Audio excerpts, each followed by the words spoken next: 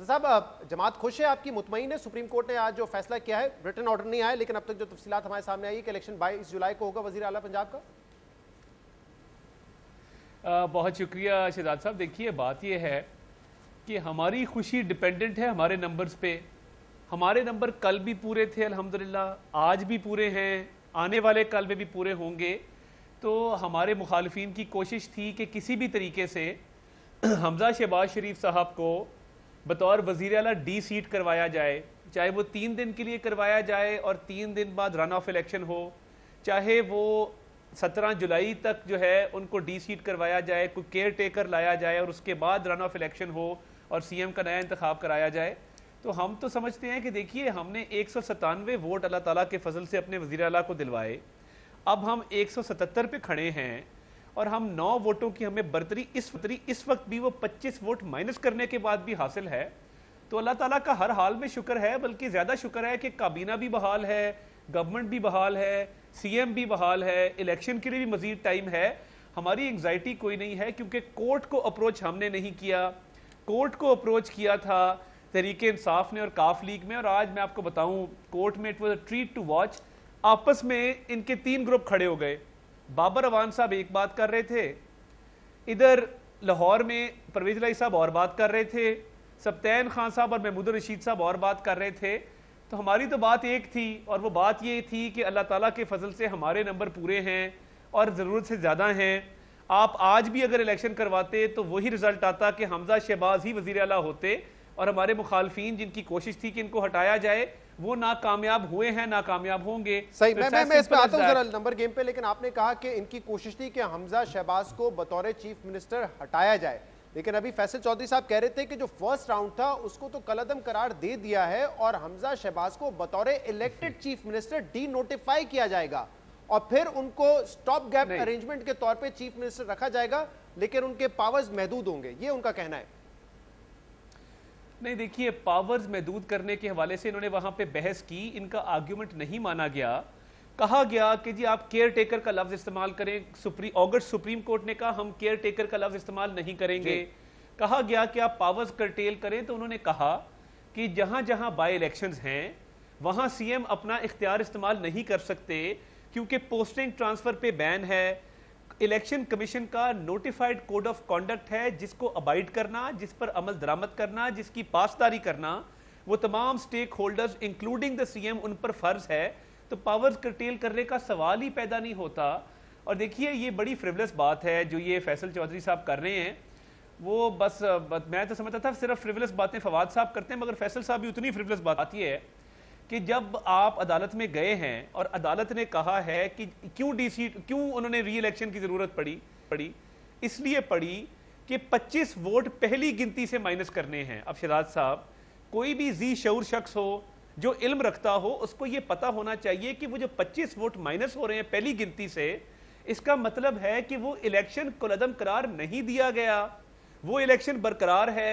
उस गिनती में से मुनहरिफ अराकीन के वोटों को माइनस करके हम रन ऑफ इलेक्शन में जा रहे हैं, जिसमें आइन में दर्ज है कि जब कोई भी उम्मीदवार पहले राउंड में 186 वोट नहीं ले सकेगा तो एक रन ऑफ इलेक्शन होगा जिसमें प्रेजेंट एंड वोटिंग जो लोग मौजूद होंगे और वोट कास्ट करेंगे उनकी अक्सरियत पे वजीर आला का इंतखाब हो जाएगा। और अल्लाह के फजल से अक्सरियत हमारी है, यानी कि इसमें कोई भाव नहीं है किसी किस्म का। साहब, इस चीज में आपको भी कोई कंफ्यूजन नहीं है कि उस वक्त जो हाउस में लोग मौजूद होंगे, यानी कि हाउस मुकम्मल हो चुका होगा, जो रिजर्व सीट पे लोग हैं उनका नोटिफिकेशन भी आ चुका होगा 5 लोगों का, और 20 सीटों पे इलेक्शन हो चुका होगा। तो यानी कि जो सेकंड राउंड रन ऑफ होगा उसमें पूरा हाउस वोट करेगा, जिसमें 25 नए मेंबरान भी होंगे। जी एग्जैक्टली 25 नए मेंबरान भी होंगे। और देखिए 25 जो नए मेंबरान है, अब उसकी तकसीम देख लें। मैं उस तकसीम पे आता हूं, लेकिन मैं आता हूं नंबर गेम पे मैं आता हूं, सियासी जो मामला तो उस पे आता हूं, पहले आज के फैसले समझूं। तो ऐसा ही है, 25 नए मेंबर होंगे। अब ये वाली बात आप कह रहे हैं जो फैसल चौधरी साहब ने की है कि डी नोटिफाई किया जाएगा हमजा शहबाज को बतौर इलेक्टेड चीफ मिनिस्टर, क्या ऐसा होगा फैसले में? देखिए, ऐसा मुझे कतन नहीं लगता, क्योंकि कोर्ट में जो आर्ग्यूमेंट हुए उसमें यह कहा गया कि इनको डी नोटिफाई करें, मगर कोर्ट ने इस बात को नहीं माना और अपनी ऑब्जर्वेशंस में यह कहा कि हम तो केयर टेकर का लफ्ज भी इस्तेमाल करने को तैयार नहीं है, पावर्स भी कर्टेल करने को तैयार नहीं है। और जब इनके ही किसी वकील ने कहा कि कैबिनेट नहीं है, तो ऑनरेबल चीफ जस्टिस ने फरमाया कि कैबिनेट तो मौजूद है, परसों लॉ मिनिस्टर हमारी एक मीटिंग में आए हुए थे। तो मैं तो ये समझने से कासिर हूं कि ये उन्होंने कैसे इंप्रेशन लिया है और उनको ये तासुर कहां से मिला है कि ये डी नोटिफाई होंगे, फिर री नोटिफाई होंगे और पावर कर्टेल होंगी। देखिए, हजारों ख्वाहिशें ऐसी कि हर ख्वाहिश पे दम निकले।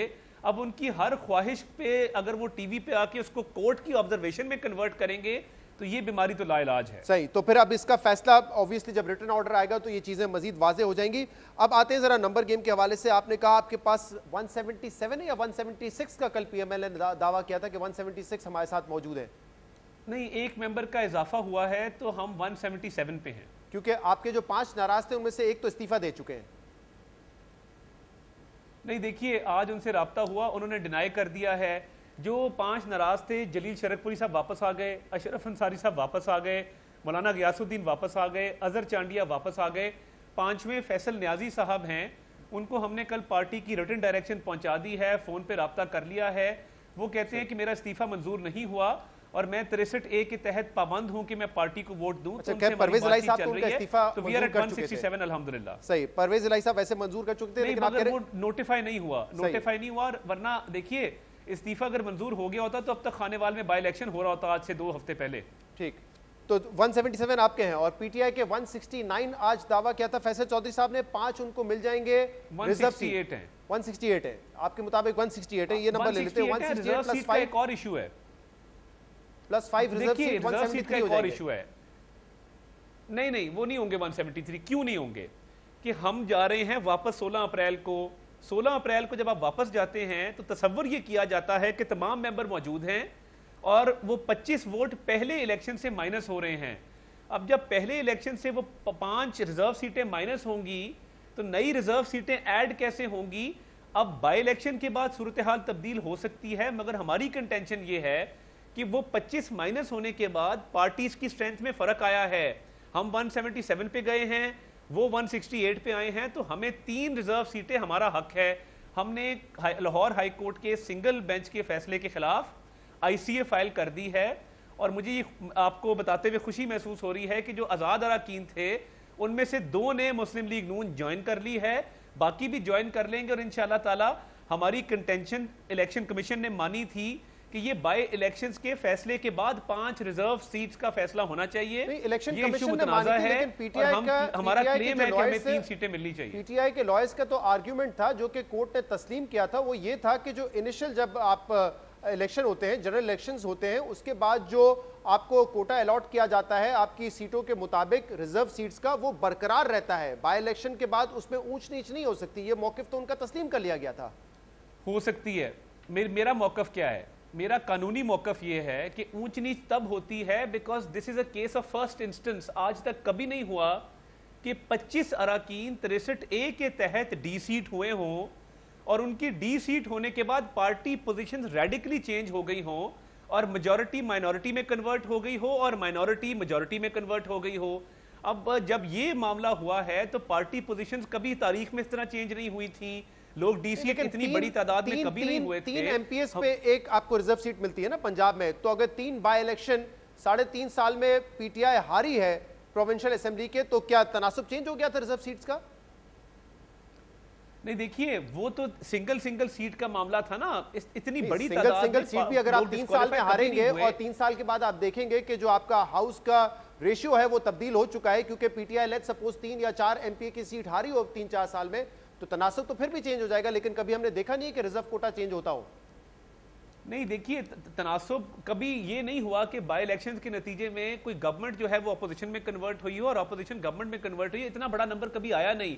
हमारी कंटेंशन ये है कि इतनी बड़ी चेंज आ गई है, अब इसको नए सिरे से डिसाइड होना चाहिए। हमने रूल्स लॉ को देखा है, इलेक्शन कमीशन ने हमारी कंटेंशन को तस्लीम करते हुए ये फैसला मौखर किया था, बाय इलेक्शन के रिजल्ट से मशरूत किया था।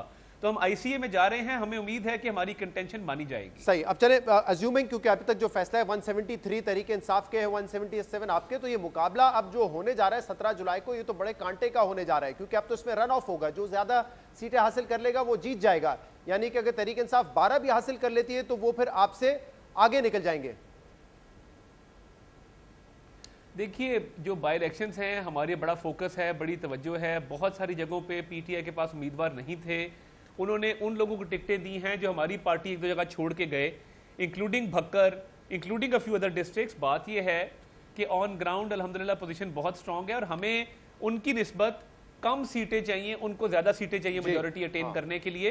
तो पंजाब के सूबे में मुस्लिम लीग नून को 11 सीटें हासिल करनी हैं 20 में से।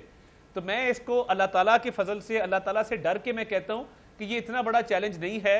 हम अल्हम्दुलिल्लाह इस वक्त 16 सीटों पे लीड कर रहे हैं, 4 पे पीटीआई है, जो मेरी ऑन ग्राउंड इंफॉर्मेशन है। और ये आपका कॉन्फिडेंस क्यों है? क्योंकि इस वक्त तो जो महंगाई की शरह आज आई है, ये 2008 के बाद सबसे ज्यादा महंगाई इस पिछले जून के महीने में हुई है, जो कि 23% पे रिकॉर्ड की गई है, 21.3% पे रिकॉर्ड की गई है 2008 के बाद।